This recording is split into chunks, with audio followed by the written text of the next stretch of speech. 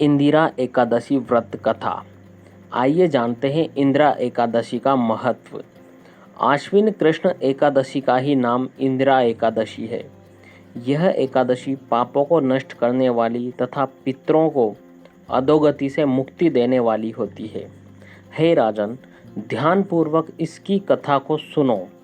इसके सुनने मात्र से ही वायपेय यज्ञ का फल मिलता है। आइए सुनते हैं इंदिरा एकादशी व्रत कथा। प्राचीन काल में सतयुग के समय में महिष्मती नाम की एक नगरी में इंद्रसेन नाम का एक प्रतापी राजा धर्मपूर्वक अपनी प्रजा का पालन करते हुए शासन कर रहा था। वह राजा पुत्र, पौत्र और धन आदि से संपन्न और भगवान विष्णु का परम भक्त था। एक दिन जब राजा सुखपूर्वक अपनी सभा में बैठे थे तो आकाश मार्ग से महर्षि नारद उतरकर उसकी सभा में आए। राजा उन्हें देखते ही हाथ जोड़कर खड़े हो गए और विधि पूर्वक आसन व अर्घ्य दिया। सुख से बैठकर मुनि ने राजा से पूछा कि हे राजन, आपको सातों अंग कुशल पूर्वक तो है? तुम्हारी बुद्धि धर्म में और तुम्हारा मन विष्णु भक्ति में तो रहता है? देवर्षि नारद की ऐसी बातें सुनकर राजा ने कहा, हे महर्षि, आपकी कृपा से मेरे राज्य में सब कुशल मंगल है तथा मेरे यहाँ यज्ञ कर्मादि सुकृत हो रहे हैं। आप कृपा करके अपने आगमन का कारण बताइए। तब ऋषि कहने लगे कि हे राजन, आप आश्चर्य देने वाले मेरे वचनों को सुनो। मैं एक समय ब्रह्मलोक से यमलोक को गया। वहाँ श्रद्धापूर्वक यमराज से पूजित होकर मैंने धर्मशील और सत्यवान धर्मराज की प्रशंसा की। उसी यमराज की सभा में महान ज्ञानी और धर्मात्मा तुम्हारे पिता को एकादशी का व्रत भंग होने के कारण देखा। उन्होंने संदेशा दिया, सो मैं तुम्हें कहता हूँ। उन्होंने कहा कि पूर्व जन्म में कोई विघ्न हो जाने के कारण मैं यमराज के निकट रह रहा हूँ।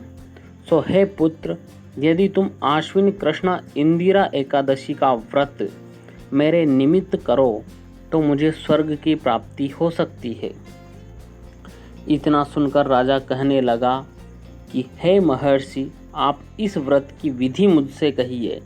नारद जी कहने लगे, आश्विन माह की कृष्ण पक्ष की दशमी के दिन प्रातःकाल श्रद्धापूर्वक स्नानादि से निवृत्त होकर पुनः दोपहर को नदी आदि में जाकर स्नान करें।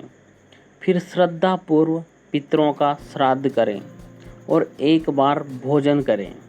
प्रातः काल होने पर एकादशी के दिन दातून आदि करके स्नान करें।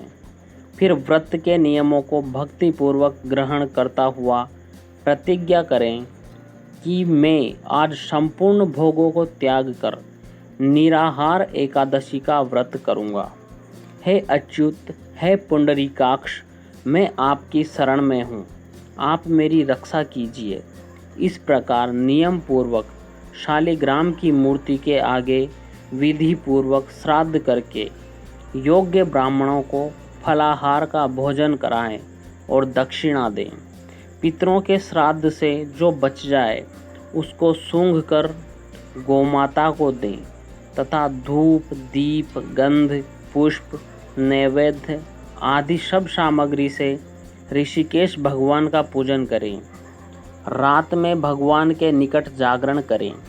इसके पश्चात द्वादशी के दिन प्रातः काल होने पर भगवान का पूजन करके ब्राह्मणों को भोजन कराएं। भाई बंधुओं, स्त्री और पुत्र सहित आप भी मौन होकर भोजन करें। नारद जी कहने लगे कि हे राजन, इस विधि से यदि तुम आलस्य रहित होकर इस एकादशी का व्रत करोगे तो तुम्हारे पिता अवश्य ही स्वर्ग लोक को जाएंगे। इतना कहकर नारद जी अंतर्ध्यान हो गए। नारद जी के कथानुसार राजा द्वारा अपने बांधवों तथा दासों सहित व्रत करने से आकाश से पुष्प वर्षा हुई और उस राजा का पिता गरुड़ पर चढ़कर विष्णु लोक को गया।